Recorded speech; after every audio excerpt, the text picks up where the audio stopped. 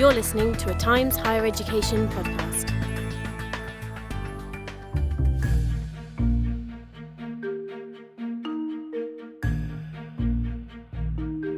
Hello and welcome to the Campus podcast. I'm Eliza Compton, Deputy Editor of Campus. Thanks for joining me. The topic for today is social media, and specifically what its success in sharing content, creating community and capturing our attention can teach higher education.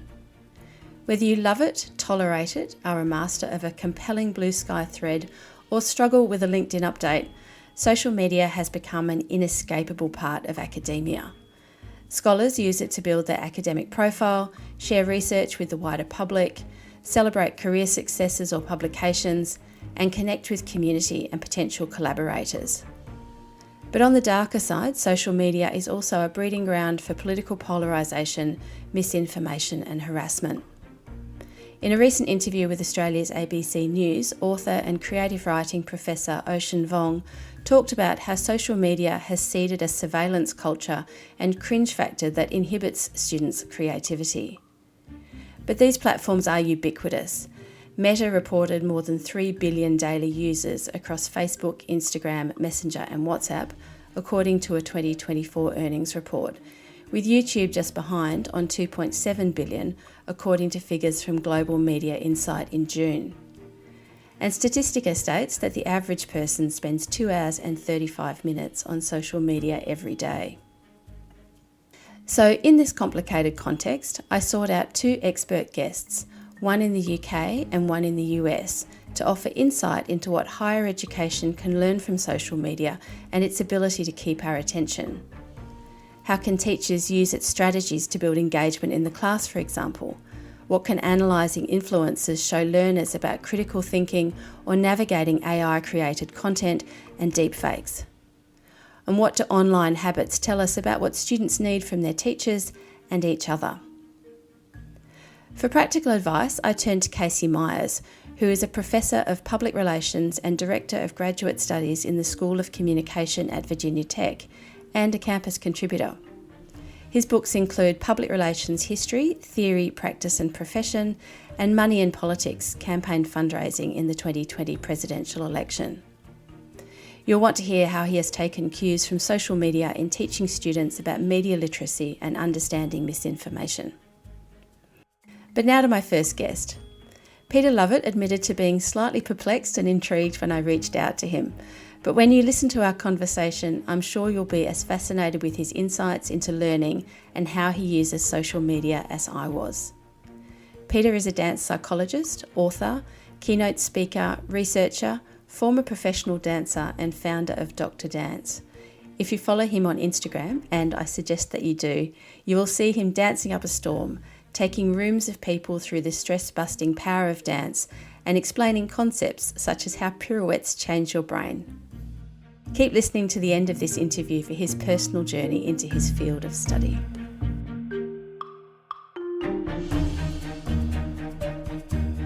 We are here today to talk about social media and what educators can learn from it.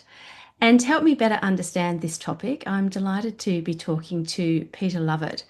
Peter is an expert on the psychology of movement and dance, a former professional dancer and founder of Dr. Dance. During his 20 years working in university research labs, he led the dance psychology lab at the University of Hertfordshire and was a dance psychology lecturer at the Royal Ballet School. His books include The Dance Cure, The Surprising Secret to Being Smarter, Stronger, Happier from 2020, and Dance Psychology, The Science of Dance and Dancers from 2018. He is an educator, an in-demand keynote speaker, and most pertinent to our purposes today, a joyous presence on Instagram. Peter, welcome to the Campus podcast. Well, thank you for having me. Social media seems almost made for dance. Especially when you think of early TikTok and recent online trends like the pop music choreography and even Charlie XCX's Apple Dance. But one is sedentary and one is very much movement. What do dance and social media have in common? Oh, well, it's the visual form, I think. So the idea on social media that you can engage people one of the lovely things about dance is that it's very emotive. Now, it can be emotive either in a very positive way or a very negative way. Some people have a reaction against dance, and some people love to dance and they love to watch dance. And there's a whole lot of reasons for our brain that happens. But anyway, for social media, dance is just wonderful. Now, of course, social media, because it's all about short attention span, then stimulating people emotionally is fantastic. And so movement does stimulate people immediately. And of course, it hooks people in and they can engage with it. Also, the other thing that you can do with social media, and of course the word social is critical here, is you can socially interact with the dance. So you can talk about the dance, you can post your responses to the dance, you can do the dance yourself and then repost it. So yeah, dance and social media go hand in hand. Yeah. You are quite active on social media. As I said, I came to your work on Instagram, and you can be seen on YouTube and Facebook and LinkedIn and various other platforms. What do you like about how social media engages audiences? Well, I love that it engages a very broad audience. So, for instance, once I posted an academic research paper from a group of economists, but was talking about dance and the economic benefit of dancing to organisations. And so I made a 90-second almost abstract of the paper, and I danced along to that, and of course had people engaging with it. And what I really loved was then one of the authors of the paper reached out to me, and then we formed a collaboration. And then we started working together on a joint project. And so what I really love about it is this idea that you can engage with academic material, you can post something out that's really short about that academic paper, you can then engage authors and other people who are interested in the topic and start to build an academic community in a way that I would never have done if I'd read the paper in a library in a university somewhere. You know, nobody would have known I'd have read the paper. And social media allows that broadcasting to happen, which can be a really good thing. And what about social media, if anything, gives you pause? If anything gives us pause to stop and think, you mean? Yeah, so social media doesn't always have a very positive rap. We talk a lot about how it's sapping attention or maybe making attention spans shorter. Do you have any thoughts about this way of communication from a negative perspective? Well, there are lots of negatives associated with social media. Now, the attention span, I don't necessarily see that as a negative, because I think we can play to the strength of that and we can help people learn things through a shorter attention span in the hope that they'll give more attention to a subject in a different format. The negatives I see with social media, first of all, the kind of the fakery around it. So you can get people pretending to be who they're not. You can get people giving advice or talking about some science, which is totally bogus. And the problem is that sometimes we believe everything we see on social media. So I think we have to kind of keep that critical eye to make sure that we can put the fake and the BS to one side. And then maybe as academics, we can then discuss why that's fake and BS, that way. There are some wonderful academics who do this, and they take apart not only other social media users, but they take apart other academic papers, which they believe, aren't as rigorous as they might be. So those are some of the red flags. There are some communities. There's I follow one academic, and she's based in a university in Australia, and she has arguments constantly with other academics on social media. And what you get is this kind of polarization of views. And there's one side saying, we believe this, and if you don't believe this, then you're wrong. And the other side who are saying, well, we believe this, and if you don't believe this, you're fundamentally wrong. And then they start blocking each other and hating each other. And I find that as an unacademic, it's not collaborative in that way. It's really quite aggressive. So I think some of those arguments can become quite aggressive. Although obviously disagreement is really important in academia. So if we can keep that and keep the essence of the disagreement, which is great, without having to block and fight one another and insult one another.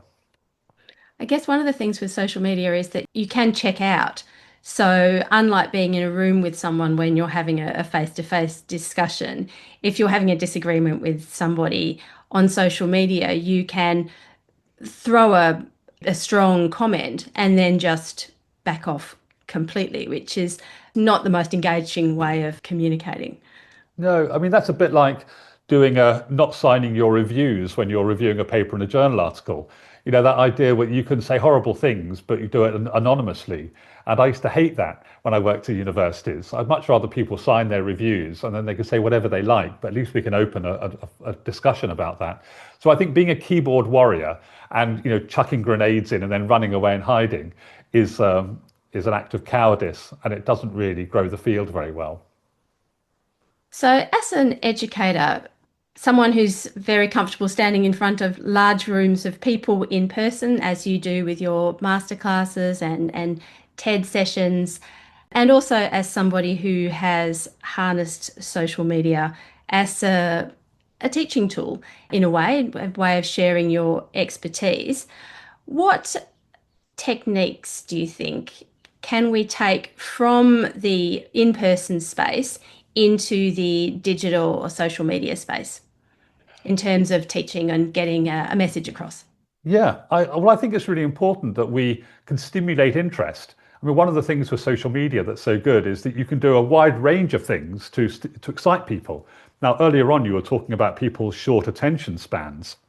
Well, if it is the case that people have shorter attention spans, then trying to drip feed information in different ways, in different formats, is a good way of using their short attention spans to help them learn and think about material.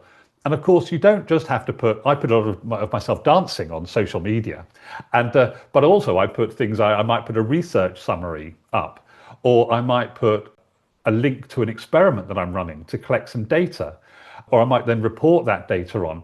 So there are different ways to excite people about a particular subject they might not know about. Using social media is a great way to do that. So we can grow our audience for our particular subjects. When I started teaching the psychology of dance, so dance psychology, back in 2008, then nobody really knew about the subject, and people thought, well, hey, this can't be a scientific subject. What's the merit of studying this academically?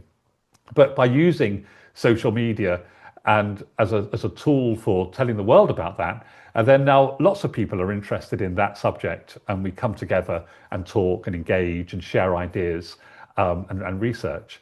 And I think that's a really healthy way of doing it. That whole notion of, here's a little story. So back in 1994, I was working at the University of Essex, where I was doing my PhD. And my scholarship was a teaching fellowship, so I had to do some teaching.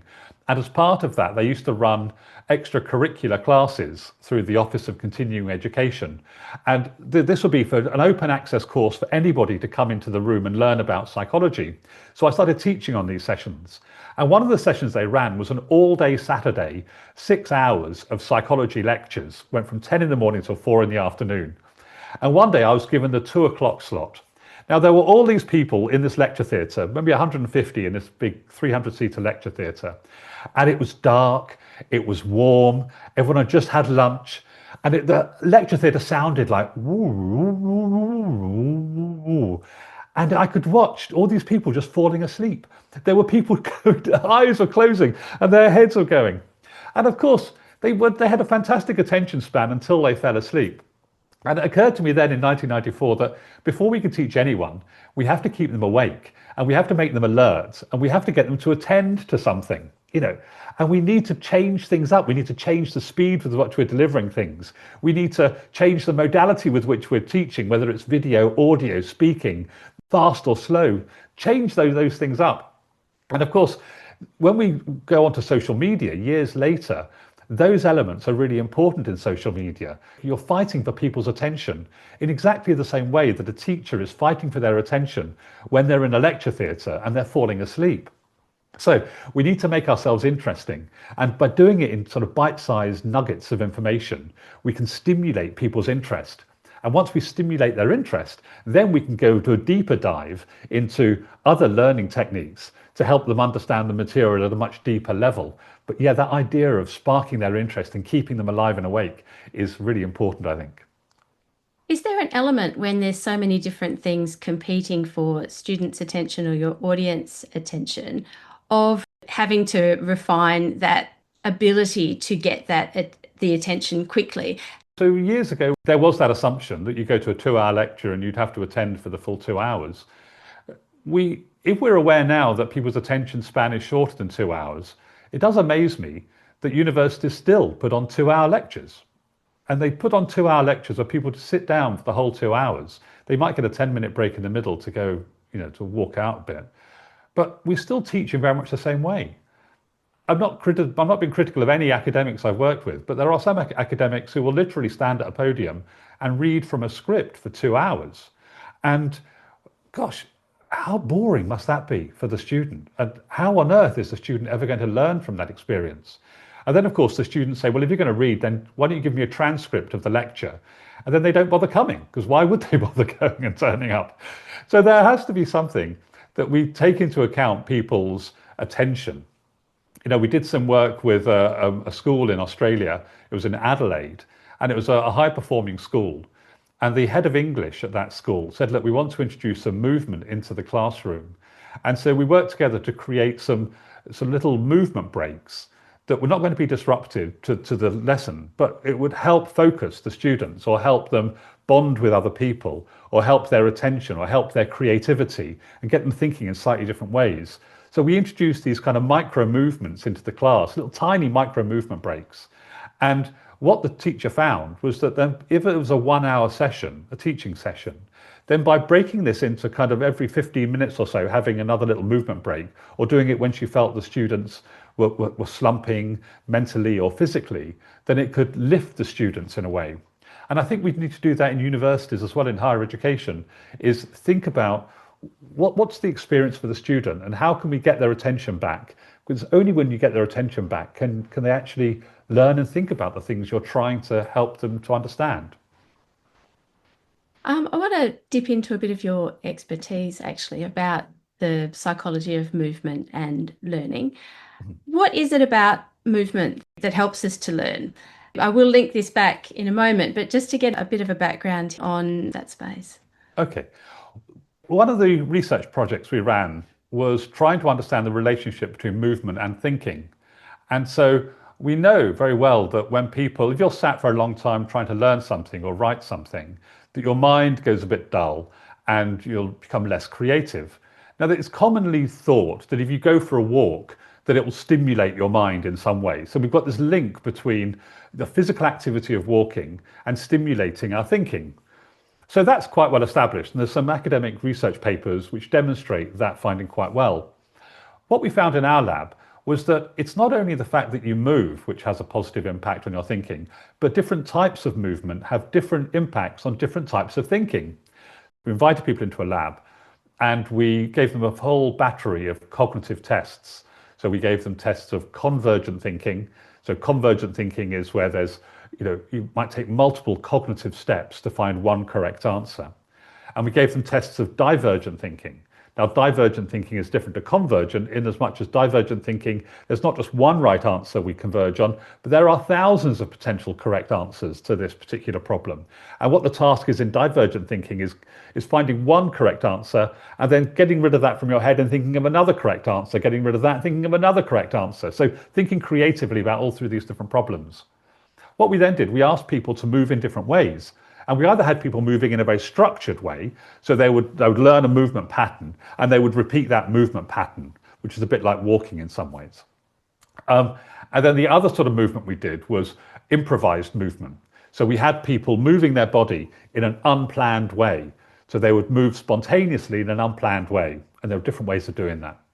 And what we found is that when people were engaging in a very structured movement, then it had a positive impact on their convergent thinking, such that their convergent thinking, they became faster at finding the correct answer with no loss of accuracy. So it was really amazing looking at the impact of structured movement and the improvement on convergent thinking.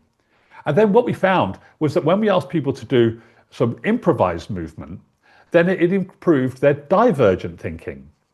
Now, of course, so these different types of movement had different impacts on different types of problem solving, which is phenomenal. Now, lots of problems that we're trying to engage with in education are a mixture of convergent problem solving puzzles and divergent thinking problem solving puzzles. Even if we're trying to understand, how do we analyze a poem or a piece of written text, then that might be a very divergent task, thinking creatively about what these patterns of words might mean. Or in maths or computing, we might be thinking a combination of divergent and convergent problem solving. And what we found with these different movement styles had impacts on different types of thinking. Now, what we were looking at kind of schema theory and trying to understand how we support problem solving through these movement patterns. And so that's what we were finding, which is amazing. So if now we want to, if you're in a class, for instance, and you're trying to learn something, then having a movement break, we know not only will stimulate your thinking, but it will stimulate your thinking in particular ways. And we can tie that in with the type of learning that the person is going through. So interesting. And so you can take this kind of social media structure, if you like, in terms of having shorter blocks and use it to shape the way that the class is going in a way. Absolutely. Yeah, definitely. Yeah, so the teacher can break that up. You can use social media and use those as mini breaks. Because if, you and I are both adults, we've been learning for a very long time, but even we are really experienced learners. After 45 minutes, we probably won't learn at our optimum. And so we can take little breaks. And I think perhaps teachers might think about that as a technique when they're teaching as well. That chunking philosophy. We did a few resources about this on campus in the wake of the pandemic, because that move to online teaching made that parallel between social media and that it's on a screen and learning a bit closer. Is there any difference between watching someone do something and actually doing it? So, I mean, if you're talking about dance, do we get the same benefit from watching dance as we do from doing it? Well, there's a whole set of research around this, which is really fascinating, which shows that, okay, so one theory suggests this idea of mirror neurons.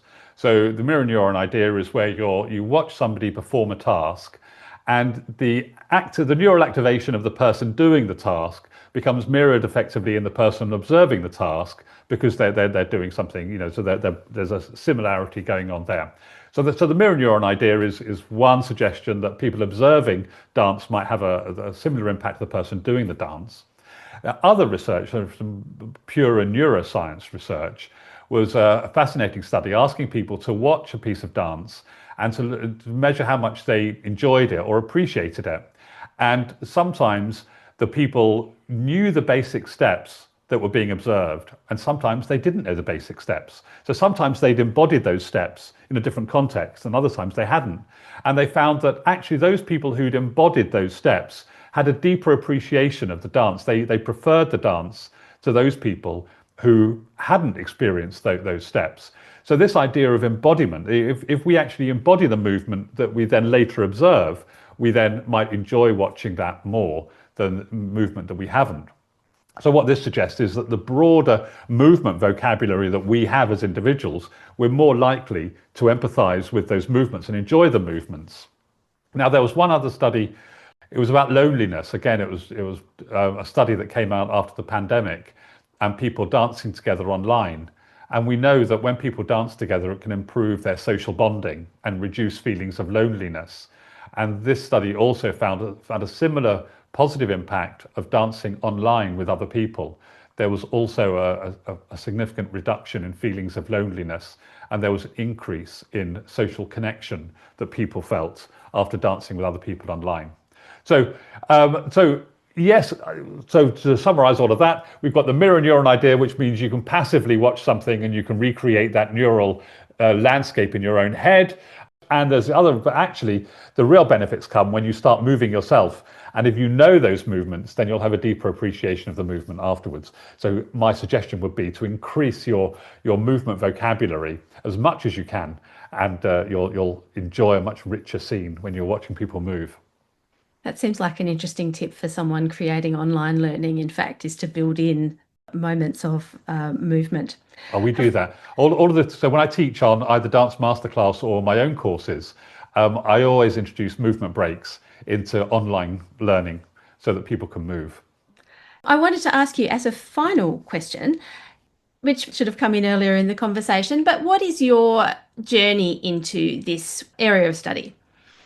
Oh, well, my journey into the psychology of dance. Yes. That one. Oh, well, I was a professional dancer before I became a psychologist. And I was a very poor reader. So at school, I struggled with reading and writing, and I failed all of my written exams. And I hated school and the whole area of written learning. And so I became a professional dancer. And through dance, I learned to read, basically, in my early 20s.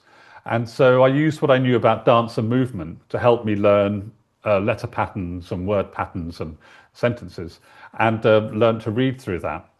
And then in my late 20s, then I did some A-levels. I got a grade D in psychology, my delightful D, and I then failed the next year my English A-level. But very luckily, a university gave me a place to study psychology and English. And then after that, I got a scholarship to do a master's degree in neural computation, so mathematical modeling of brain functions. And then after that, I got another one to do my PhD in experimental cognitive psychology. And then after that, I was then at the University of Cambridge, where I was did my postdoc and was studying how the brain processes language. And it was while I was at Cambridge trying to understand, we kept thinking about L1 and L2. So L1 being the first language you speak, and then L2 your second, L3 is your third. And we kept thinking about L1 as being your first verbal language. And it occurred to me, of course, no, our first language is movement. We communicate so much through movement before we have a verbal language that maybe the brain is doing something in the way that we understand language and produce language. Maybe the brain is processing movement and helping us understand these movement patterns in a similar way to understanding language. So the seed was sown then, thinking about movement and trying to understand it scientifically. And then eventually I arrived at a university where the head of department allowed me to set up a dance psychology lab to study dance and dancers from a scientific psychological perspective. And that was it. Then I found my home. What a great story of not only leaning into your joy, but also persistence and making connections, which perhaps in a way is the whole point of social media, in fact, is the tools that we now have to make these connections. I have found this conversation very interesting in terms of what we can take from those very short moments and apply them to a broader landscape of learning. Peter, this has been a really fantastic conversation. Thank you so much for your time. Well, thank you so much for inviting me on. It's been a real pleasure talking with you.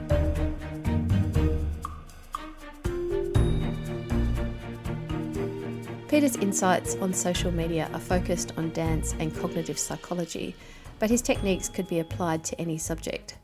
First, he has an evident passion for his area of expertise, and that is engaging online or in person. He also demonstrates a comfort in his own skin, and that enviable ease invites the viewer in to lean in and to drop their own self-consciousness. And finally, his personal tone gives the feeling of community. All these things can be applied not only to sharing research or building collaborations, but as our conversation proved, also to teaching. In an age where distrust in online content runs high, the very human elements of Peter's posts give him a credibility that educators could use to connect, particularly with Gen Z who prize authenticity.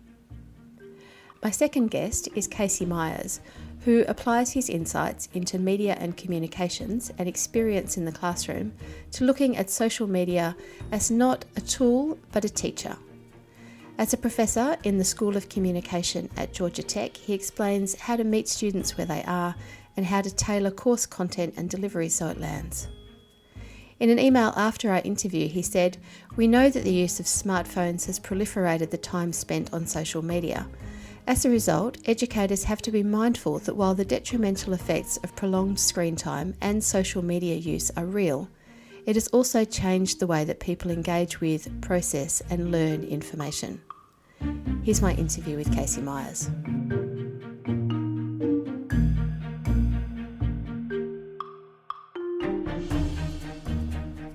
Cayce Myers is a Professor of Public Relations and the Director of Graduate Studies in the School of Communication at Virginia Tech, with work focusing on the laws, regulations and ethics that affect public relations in practice. He's written insightfully for campus, taking some of the lessons of social media and applying them to higher education.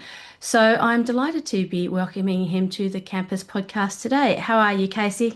I'm well. Thank you for having me. Now, we're here to talk about social media and what it can teach us in higher education. It's been around for some time in some form or another since the late 90s, but its influence seems to have really accelerated. And I wondered whether you had noticed that social media had changed student engagement in the classroom. Absolutely. And in so many different ways. I think one of the big things that social media has done, and of course, I'm teaching in the communication realm, is how people consume content. And so in social media, real culture, you have very short snippets of content. And then we also have social media that has kind of proliferated the podcast culture as well. So it's this interesting dichotomy where we have people that have sort of interest in very short content. And then we have people that are very interested in long form content. And in fact, they have a capacity to listen to content that's way longer than a normal television show or maybe even a movie. So they listen to these series. And so it is a difference. And I've noticed that students oftentimes, they kind of fall into both camps. They consume both types of media. And so I think social is really changing a lot of the ways that we think about how people listen and how they learn and how they consume information. And are you teaching undergraduates as well as postgraduates?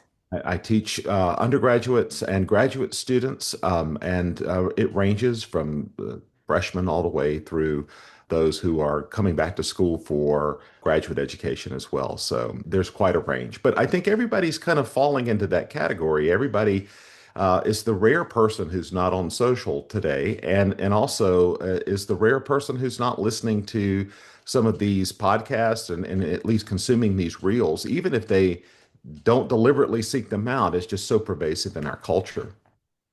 Yeah, absolutely. Now, one of the things that social media does incredibly well is engaging attention. And in writing for Campus, you mentioned that it was relevance, clarity, and authenticity are really the things that engage the audiences with content when it comes to social media. And so I wondered what those elements looked like in the classroom in terms of content or course delivery. Well, I think that one of the things that social media does in terms of just capturing attention is that it understands what the user wants. And I think that that's one of the things that they've been able to capitalize on as an industry is that they're really an attention industry. And so they get people's attention through whatever content appeals to that viewer. But one of the things that I try to sort of focus on is that that also encourages, I think, a certain passivity in the way that we consume information.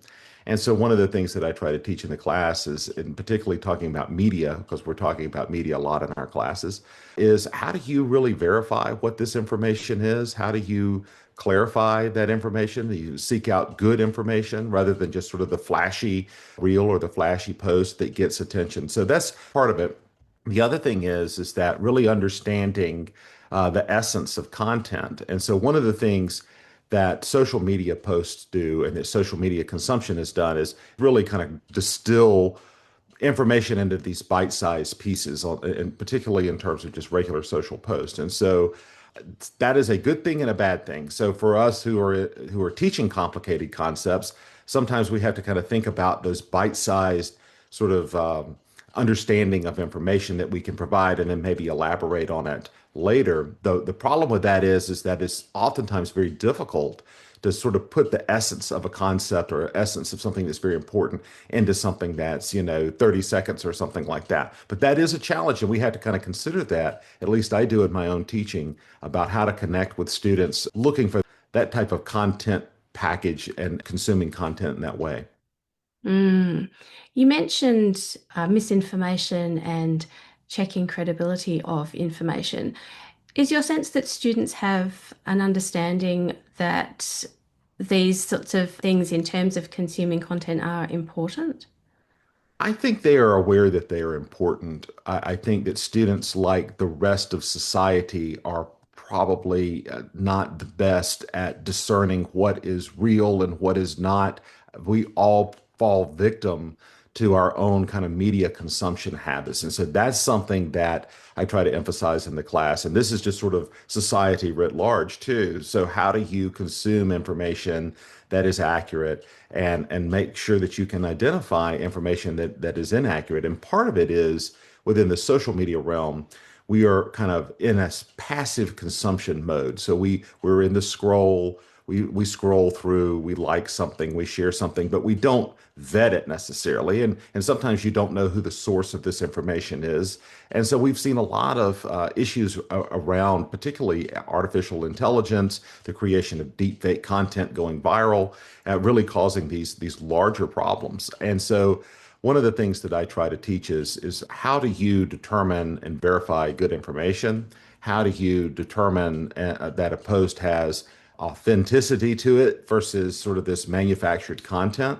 And what is the purpose and the motive behind the post itself, and who is behind the post itself? One thing that we talk about is, are you seeing this information in a lot of different places by reputable outlets or reputable authors? The other thing is that we teach that seeing is not necessarily believing. So we live in a world where synthetic media is so good that you cannot tell sometimes if something is real or, AI generated or a deep fake or something like that. So that is another thing, kind of just the recognition of your own limitations. And again, one of the things that I hope that does is it's not just, for the class itself, but in the future, you're able to kind of discern, information a lot more clearly and a lot more reflectively, particularly as this reality of AI, disinformation, misinformation, social media use just proliferates. And I think that we're inundated with that content all the time. So we have to become better consumers of content in that way. Do your students come up to you and say, I read this thing online and it doesn't accord with what you're teaching us in class? Do you get pushback like that?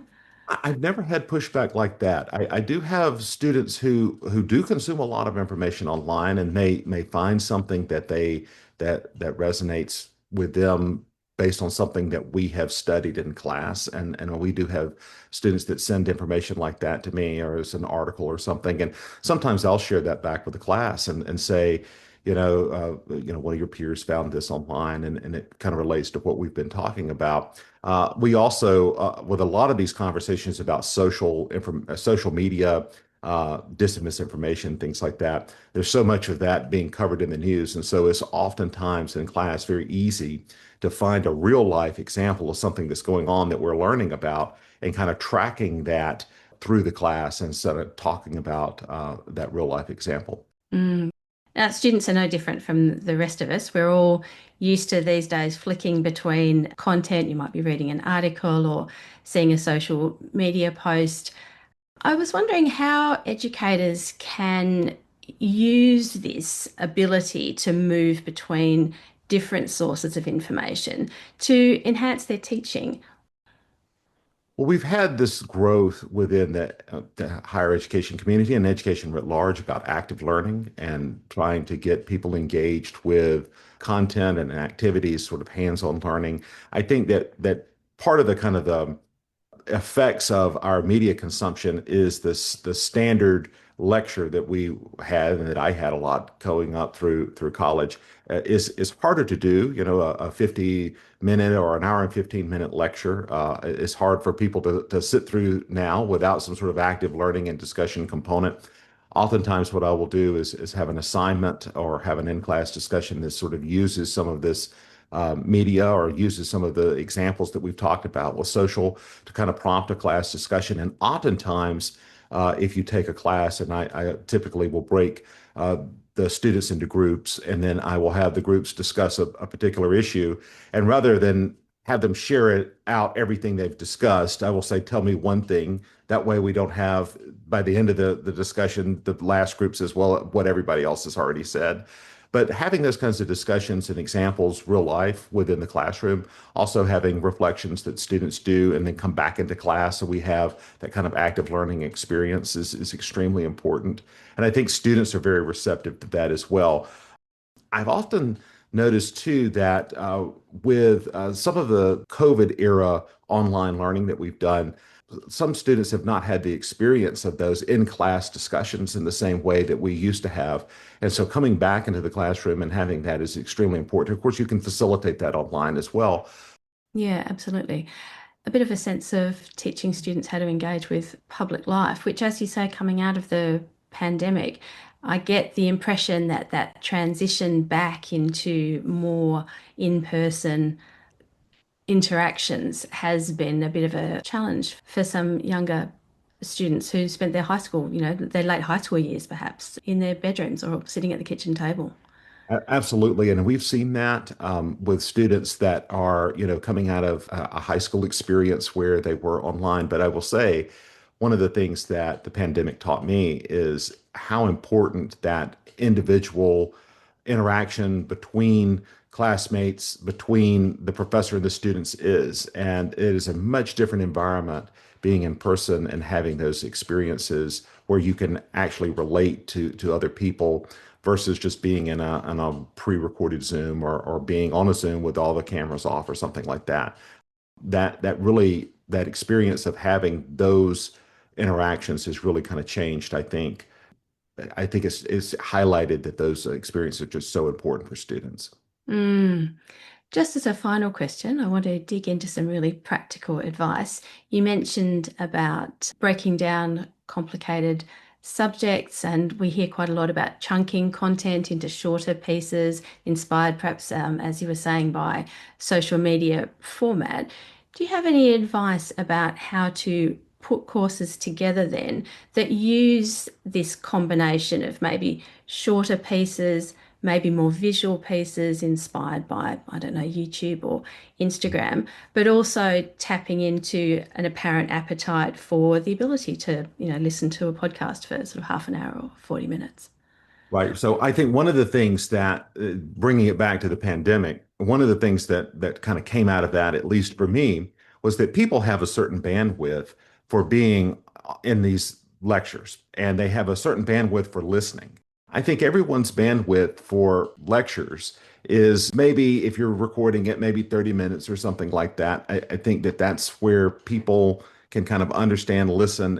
So I do try to keep it shorter. It would be better if I had a topic, and let's say that topic was an hour long, put two 30-minute lectures instead of 1 hour lecture, because I think there's a certain kind of capacity level to that. I also has influenced the way that I build slides in PowerPoint, and kind of reflecting that as similar to what you would in a post, and kind of having that content appear that way, kind of almost like its own kind of social post. One of the things that I have learned kind of anecdotally is that I used to spend a lot of time creating very elaborate PowerPoint slides with a long lecture.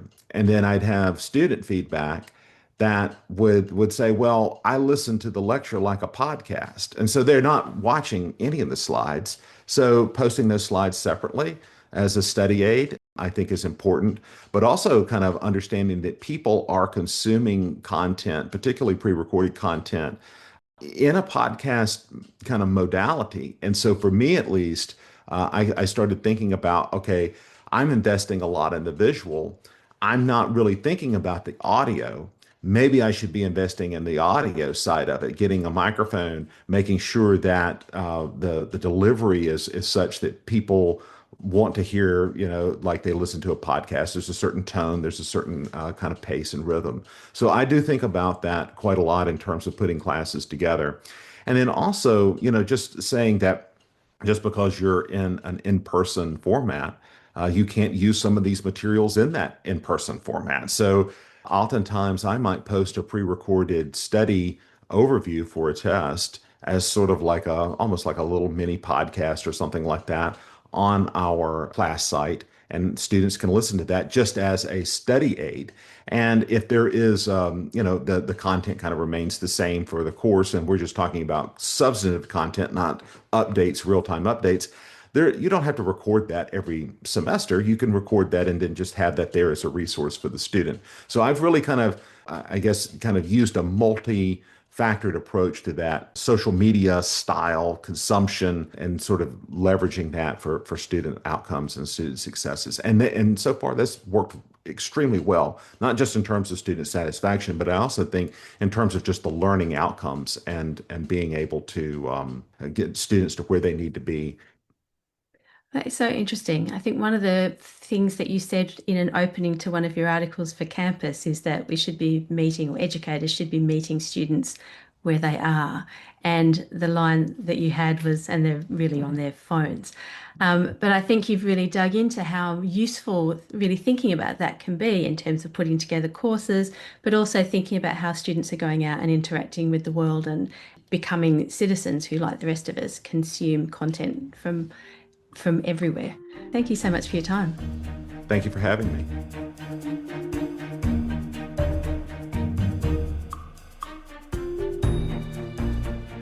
I loved the two-way nature of Cayce's insights, what online can learn from in-person teaching, and how in-person classes can be structured to give students skills such as productive disagreement that they may lack after learning online during COVID, but which are vital for the workforce and just for being good citizens.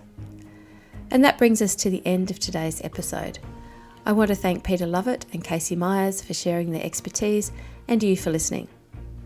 If you'd like more tips and insights into how to use social media strategies to improve your teaching, outreach or research, please check out our latest Spotlight Guide with articles from academics from around the world. The link is in the show notes. You'll find Campus at timeshighereducation.com/campus. If you enjoyed this episode, please like and subscribe. Campus editor Miranda Prynne and I will be back for another episode in 2 weeks. We'll see you next time. You're listening to a Times Higher Education podcast.